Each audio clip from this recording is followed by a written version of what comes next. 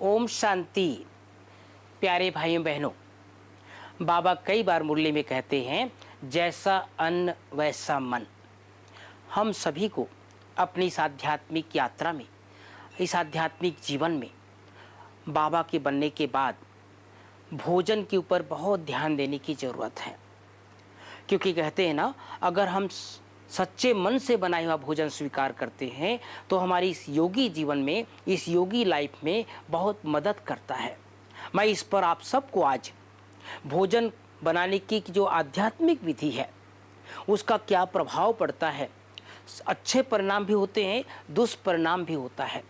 भोजन बनाने वाले की स्थिति कैसी है, वो किस मना स्थिति से अपने आसपास वालों के लिए, अपने घर के लिए, अपने सदस्यों के लिए भोजन बना रहे हैं, उसका प्रभाव कितना पड़ता है, इस पर मैं दो छोटे छोटे सत्य घटना सुना देना चाहता हूँ।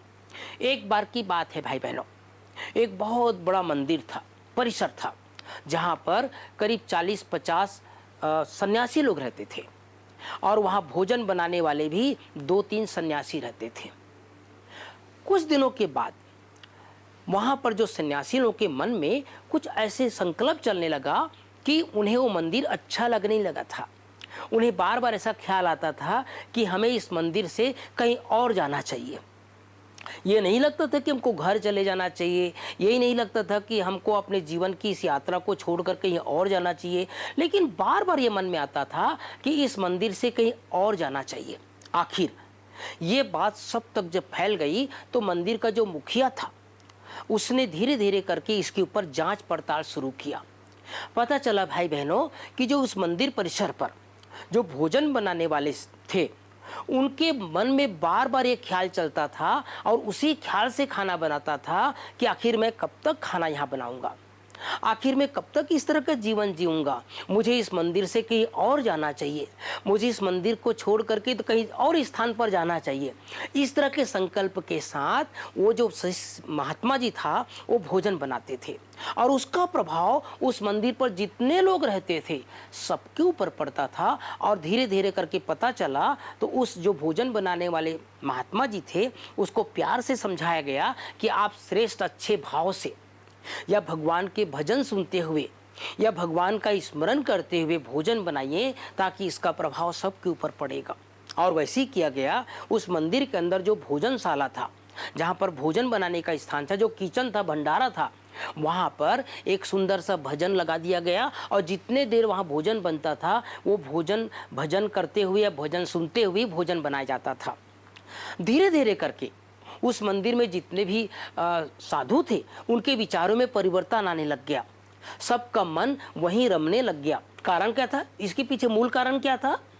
भोजन बनाने वाले के मन में बार बार ये संकल्प आता था कि हमको कहीं दूसरी जगह जाना चाहिए। उसका प्रभाव पूरे सभी जितने भी वहाँ पर महात्मा थे सबके ऊपर पड़ रहे थे। और जैसे ही भोजन बनाने वाले महात्मा के मन में विचार आया, एक अच्छे विचार, अच्छे तरंग फैलने लगा, उसका प्रभाव भोजन पर गया और जितने महात्मा वहाँ भोजन करते थे उन सब के उसका प्रभाव पड़ने लग गया। तो भोजन का सुंदर एक आध्यात्मिक विधि है कि हम किस संकल्प के साथ भोजन बना रहे हैं और उसका प्रभाव, भोजन बनाने वाले का प्रभाव जितने लोग भोजन करते हैं उसके ऊपर पड़ता है। दूसरी बात, एक सत्य घटना है। एक बाबा की बच्ची 8 साल 9 साल की उम्र से भगवान के ज्ञान में चलते हुए, माँ बाप के साथ ज्ञान में चलते हुए रोज बाबा के सेंटर आना, दीदियों के प्यार पालना में पलना और साथ में रोज मुरली सुनना, 8 साल 9 साल की उम्र से बाहर का कुछ नहीं खाई।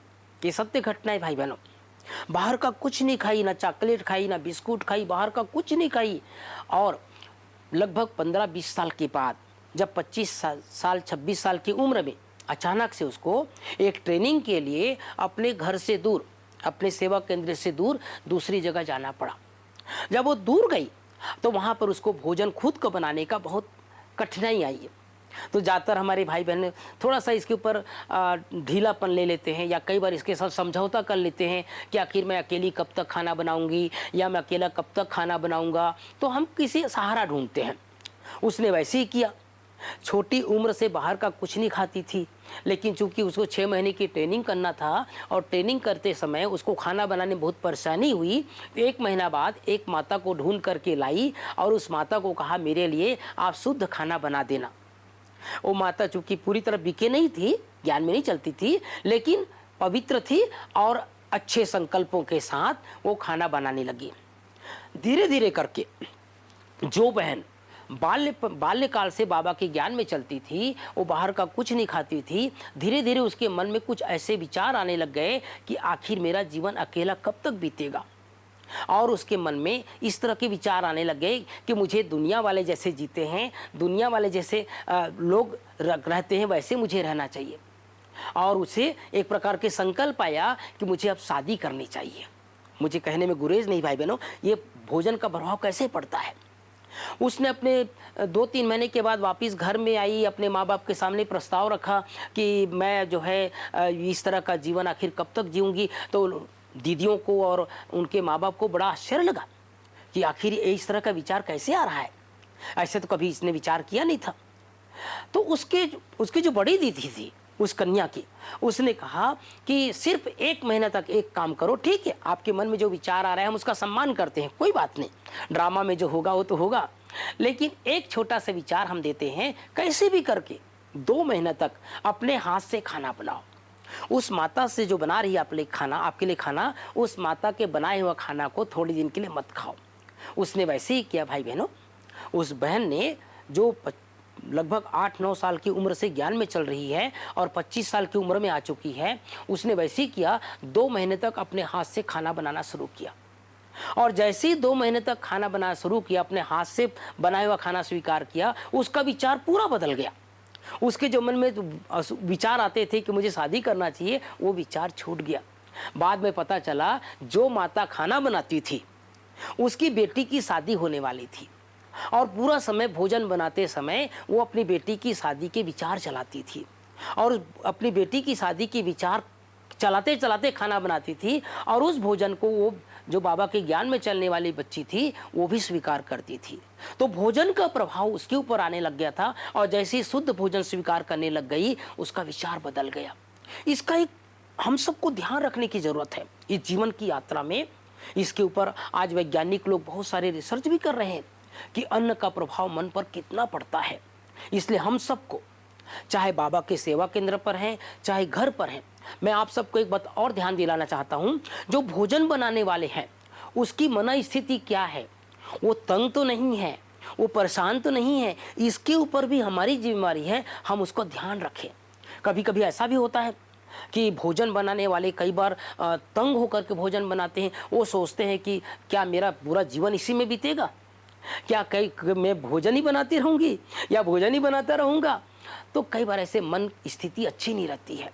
हम सब अपने यज्ञ में, बाबा के यज्ञ में जान समझ सकते हैं कि ब्रह्मा बाबा भी शुरू से भंडारे में चक्कर लगाते थे और हमारी दादियाँ भी भंडारे में चक्कर लगाते थे। जो भी हमारे सेवा केंद्र हैं, चाहे हमारे बाबा के बच्चे परिवार से ज्ञान में चलते हैं, जो भोजन बनाते हैं, वो 2 बातों का ध्यान रखें। पहला, अच्छे संकल्प के साथ भोजन बनाएं और दूसरा, बाबा के जहाँ भी भोजन बनता है वहाँ पर भोजन बनते समय बाबा का गीत बजाकर या बाबा अव्यक्त बाप दादा की मुरली सुनाते हुए जितने देर भोजन बनाएं, उसका प्रभाव उस भोजन पर पड़ेगा।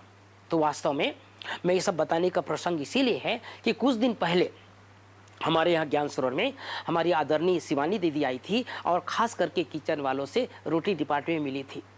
तो उसने एक छोटा सा प्रस्ताव हमारे सामने रखा था जिसको हम लोग पालन कर रहे हैं। उसने कहा था कि भोजन बनाते समय कम से कम शुरुआत में 5 मिनट योग करके शुरू करो और जितने देर तक भोजन बनाओ, गीत के साथ साथ अव्यक्त बाप दादा की मुरली भी चलती रहे।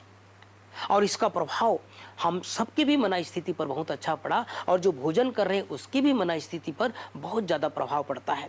इसलिए हम सबको इस आध्यात्मिक यात्रा में भोजन बनाते समय और भोजन करते समय, दोनों समय बहुत ध्यान रखने की ज़रूरत है। क्योंकि आजकल हम सब देख रहे हैं भोजन जो आजकल अन्न है उसमें बहुत अशुद्धता है। चाहे सब्जी है, चाहे दाल है, चाहे अनाज है, उसमें बहुत सारे दवाइयाँ डल रही है और केमिकल चीज़ों का प्रयोग हो रहा है।